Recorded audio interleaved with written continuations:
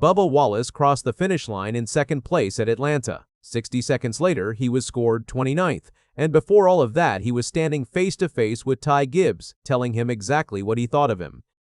This was one of the strangest nights Bubba has had in a long time, so let's walk through the whole thing, step by step.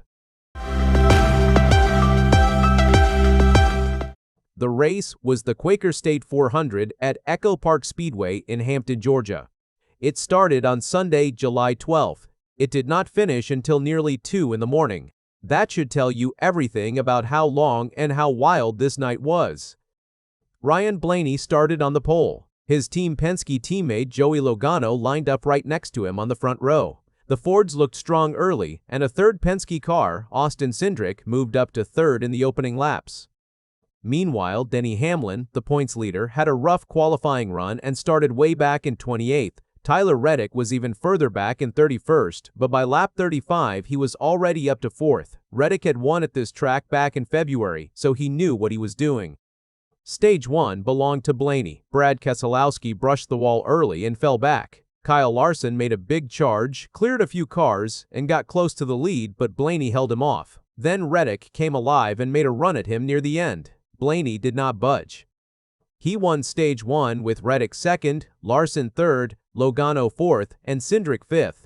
Bubba Wallace grabbed the 10th and final stage point. Then the sky opened up. Storms rolled in after 8 laps. Lightning was showing up just outside the track, and NASCAR threw the red flag right away. At that moment, Blaney was leading, and Bubba Wallace was running second. The stoppage lasted 3 hours and 9 minutes. Drivers just had to sit there and wait. Blaney said he took a nap and ate a little food. Kyle Larson joked that going back racing right before midnight was way past his bedtime. Racing finally restarted at 1 minute past midnight, and it did not take long for things to go sideways for Bubba. Late in Stage 2, Carson Hocevar and Bubba were chasing Blaney down. Then Hocevar suddenly slowed with a tire going flat. 2 laps later, it was Bubba's turn to have a bad moment. On the very last lap of the stage, Bubba got loose and lifted off the gas. He slid down toward the bottom of the track.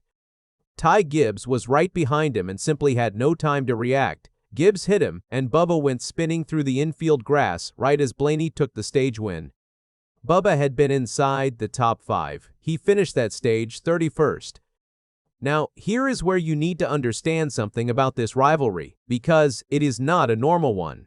Bubba Wallace drives for 23XI Racing. Gibbs drives for Joe Gibbs Racing. Those two teams work together. They have an alliance. Both drivers are under the Toyota umbrella. They are supposed to be on the same side, and they just wrecked each other. Bubba climbed back through the field in Stage 3, which honestly was impressive, but he also made a few enemies doing it.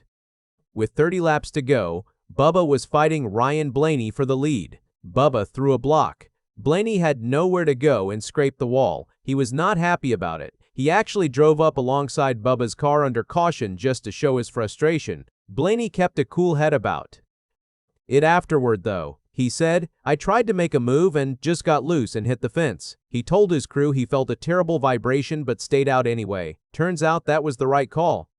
Then, with 6 laps left, everything exploded. Larson got squeezed up into Denny Hamlin coming out of Turn 2 and slammed both the outside wall and the inside wall. Chase Briscoe spun trying to miss him and crashed too, collecting Riley Herbst and others. That set up an overtime finish. Hocevar led the field to the restart. Blaney got a big push from Bubba and briefly cleared, but Hocevar fought back and was leading at the white flag. Then, down the backstretch on that final lap, Bubba made his move. Blaney and Hocevar were side by side. Bubba dove to the bottom to make it 3 wide for the win. And that is the exact moment his night fell apart. As Bubba made that move, Gibbs gave him a push from behind. That push got the number 23 car loose. Bubba slid below the double yellow line at the bottom of the track. At super speedway tracks, that line is a hard rule. You cannot go below it to improve your position, period. Coming out of Turn 4, Christopher Bell pushed Ryan Blaney forward, and Blaney pulled ahead of both Hocevar and Bubba at the line. Blaney won. It was his second win of the season and the 19th of his career. He led 71 laps, swept both stages, and started on the pole. He also gave Ford its 750th Cup Series win. Blaney was thrilled. He called it an awesome night and said, "That's a dream weekend right there." Bubba crossed the line second. Then NASCAR reviewed that last lap and ruled that he had improved his position by going below the yellow line. His final lap was thrown out. He dropped 27 spots, all the way to 29th, the last car on the lead lap. 27 positions. Gone. He walked away from Atlanta with just 9 points. Bubba was not buying it. He explained what happened from inside the car. "I turned left and got super loose," he said. He told TNT Sports that he was only down there because he was trying to keep the car straight and not crash. He also said he was on the brakes the whole time, trying to give the spot back, and he pointed people toward the car data to prove it. Then he made his main argument. The rule, he said, is don't go below the yellow line and gain your position. He insists he did not gain anything on his own. He was still running third down there. The only reason he moved up to second was because Ty Gibbs shoved him forward. In Bubba's words, technically, no positions were gained. So think about that. Bubba believes the Gibbs push is what sent him below the line, and the Gibbs push is what bumped him to second, which is the very thing that got him penalized. But the penalty is not what led to the confrontation. After the race, Bubba walked over to Ty Gibbs. This was not about the yellow line. This was about the spin back in stage 2. Bubba told Gibbs that he had a chance to lift and give him room, and he did not take it.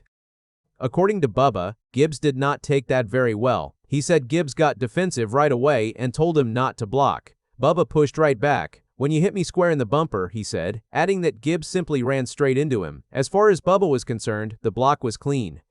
And then came the line everyone is talking about. Bubba looked at the situation between two drivers who are supposed to be partners and said, "Yeah, that's Toyota teammates. We don't race very well together." Here is the part that really stings. When the final results were posted, Ty Gibbs was scored 4th, Christopher Bell got 2nd, Hocevar got 3rd. So the driver Bubba blames for his spin and for the push that triggered his penalty finished ahead of him in the official results. The rest of the top 10 went Eric Jones 5th, Shane Van Gisbergen 6th, Austin Dillon 7th, Reddick 8th, Logano 9th, and Chris Buescher 10th. Denny Hamlin came from 2/8 to finish 12th. For Bubba, the damage goes beyond one bad night. He has now finished outside the top 20 in 6 of his last 9 races. He sits 13th in points, 2,988 behind the leader, Denny Hamlin, who also happens to be one of the co-owners of his own race team. He is only 55 points above the playoff cut line heading to North Wilkesboro.